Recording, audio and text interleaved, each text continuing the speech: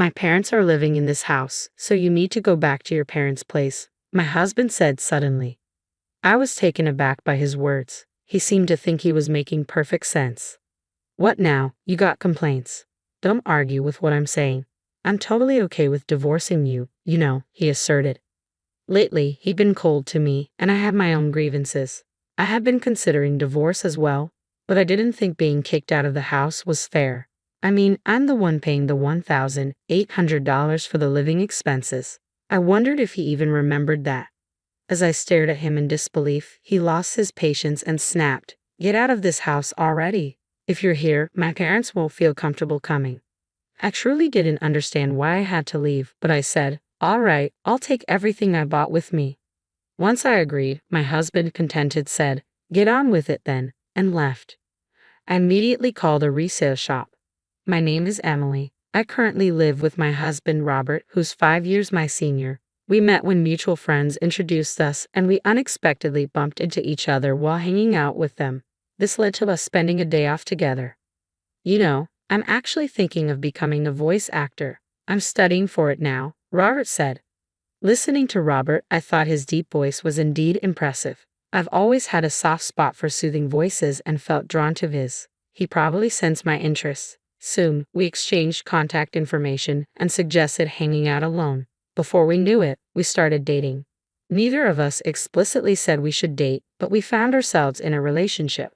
Being young at the time, I thought this must be what adult romance feels like. I had just graduated from college and started working, so maybe I was taken by the idea of dating someone who seemed so mature compared to me.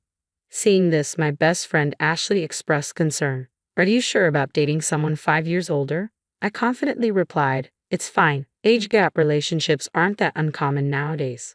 I really like Robert and he feels the same about me. There's nothing to worry about." Seeing my conviction, even Ashley, who was initially concerned, said, "Well, if you say so, Emily."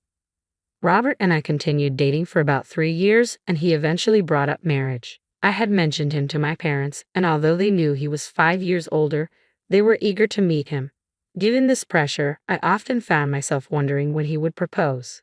He proposed to me during one of his usual visits to my apartment, where we'd just hang out and relax. Normally, I'd expect a proposal to happen in a more romantic setting, but this casual approach felt very much like Robert.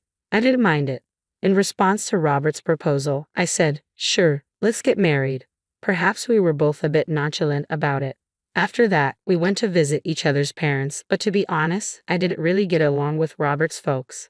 When we arrived at Robert's family home, the entryway and living room were crammed with what looked like antiques, though I couldn't tell where they were from. From what I could see, they all seemed to be replicas or imitation pieces. As we were ushered into the living room and met Robert's parents, both were dressed in high-end branded clothing and decked out in gaudy jewelry as they greeted me. It felt like I was meeting a stereotypical nouveau riche couple. No matter how I looked at it, our tastes and values seemed too different for us to get along. Robert's mother even remarked, "You look so average, don't you?" comparing her appearance to mine, which was quite rude. I was taken aback that the parents of the man I was thinking of marrying could be like this. But in the end, it's Robert and I who are getting married. If I don't get along with my future in-laws, then I don't really have to interact with them much. So, I decided not to let it bother me too much. After Robert and I got married and moved into our condo to start our life together, Robert came to me looking a bit anxious. "Hey, who was that woman in the blue dress among your guests at the wedding?" "Which woman in a blue dress?" There were several of my guests who wore blue dresses, so just based on that information, I couldn't figure out who he was talking about. The one who gave a speech as your best friend." "Do you mean Ashley?" "Yes, she was wearing a blue dress." Upon hearing this, Robert muttered, "So it was Ashley." "What's wrong with Ashley?" I asked, noticing he seemed visibly flustered. "Oh, it's nothing major. The other day when I was headed to work, I thought I saw someone who looked like her. That's when I remembered she had given a speech as your best friend at the wedding." I was puzzled at his sudden interest in Ashley and why he was so flustered, but he just chuckled and said, "It's nothing really," and retreated to his room before I could ask anything further. A little while later, I got a call from my best friend Ashley with some news. "Listen, Emily, my boyfriend's coming back to the US next year." Ashley had been dating her boyfriend since high school. They'd known each other since elementary school, but he had moved away in middle school. Since then, they had been writing letters to each other. By the time they got to high school, they were reunited, and that's when he confessed to her. I always felt content listening to Ashley's bittersweet love stories. I always enjoyed hearing about her love adventures. Her boyfriend, after working for a few years at his company, got transferred to an international branch and had been away from the US for some time. Despite the distance, their communication never faltered, and they remained a close-knit couple. Do you think he might propose once he's back, and then you guys will get married? Oh, Emily, you're always so quick to jump to conclusions. Just make sure to invite me to the wedding. I promise I'll give a heartwarming speech. Of course, after that touching speech you gave at your wedding, I'll definitely need you to do the same for mine. Don't set the bar too high. We shared a laugh over our tea. We could talk about anything and everything, completely trusting one another. If one of us had a problem, the other would be there, always ready to offer a shoulder to lean on. It was around this time that I started noticing Robert coming home later and later. Working late again today. Yeah? You think I shouldn't work or something? Even after getting married, Robert held on to his dream of becoming a voice actor. While studying for that career, he couldn't quite see the results and had to work part-time jobs to make ends meet.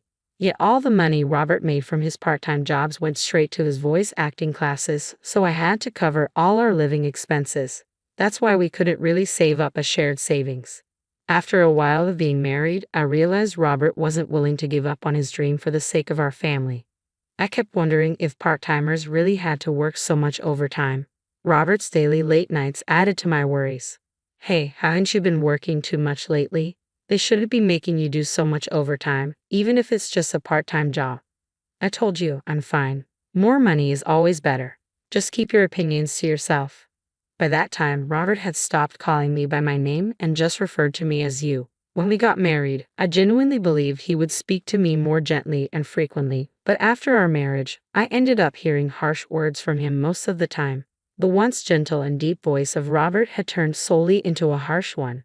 He seemed to be drinking a lot, and sometimes his voice became raspy. Voice acting depends heavily on a healthy throat, so it worried me that Robert, who wanted to be a voice actor, wasn't taking care of his. But even that seemed to bother him. Slowly, he began to avoid talking to me, and eventually, he would ignore me even when we crossed paths at home. That's when I got a call from Ashley. She said she had something to discuss, so I suggested we meet up since I had my own concerns. We decided to chat in a karaoke booth so that no one could overhear us. Ashley seemed very cautious and had specifically reserved a room where she could see the counter and staff from the door. You specifically chose this room? Yes, I wanted a spot where the staff could see if there was a suspicious person outside our door. A suspicious person? Is that related to what you wanted to discuss? At my words, Ashley nodded. She had felt like someone was following her ever since she left her job about a month ago. Now she even felt followed on her days off. The reason Ashley had chosen a room where the staff could easily see was that she thought the person stalking her might try to eavesdrop on our conversation. Did you talk to the police about it? I tried, but since there's no actual contact, they can't do much. What about your boyfriend? He's coming back in a month. I thought I'd discuss it with him too, but I wanted to talk to you first. Someone close by. I see. Ashley hadn't gotten a good look at her stalker because she was too scared, so she didn't know if it was a man or a woman. So I decided to stand at a distance and identify the person who was stalking Ashley, and through that, I came to understand who it was. Although I couldn't discuss my rocky relationship with Robert in retrospect, maybe it was for the best, because the one following my best friend Ashley was none other than my husband Robert.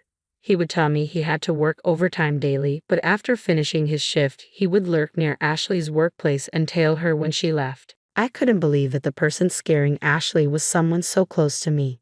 When I found out, I was beside myself. The look on Robert's face when he was following Ashley was downright creepy. He had this sleazy, unsettling grin. I fell in love and married this man. The instant I saw his face, the love that had lasted for years went cold. I told Ashley the truth and advised her to move immediately. With the help of her coworkers, she managed to have someone drive her close to her new place from the underground company parking lot for a while.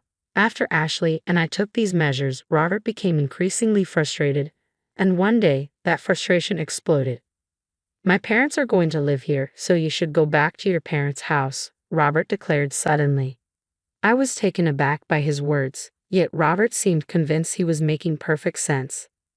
Got a problem with that, he continued. If you oppose what I'm saying, I'm fine with divorcing you. While I had many grievances with him and even thought that divorce might not be so bad, I did think he could just kick me out of our home.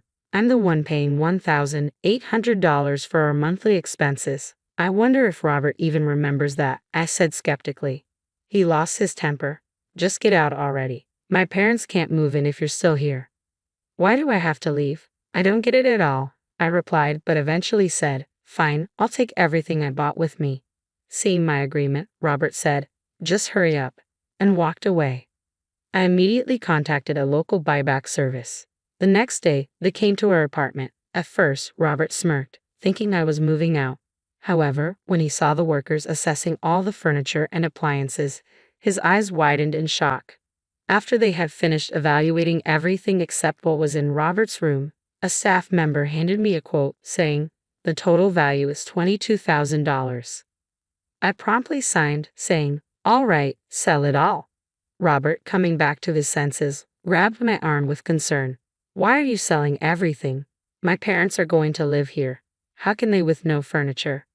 I shook off his grip. What are you talking about? When we got married, you said you were broke because you were paying for your acting classes. You begged me to handle the rent, furniture, and living expenses. I never imagined you were that broke. I felt deceived.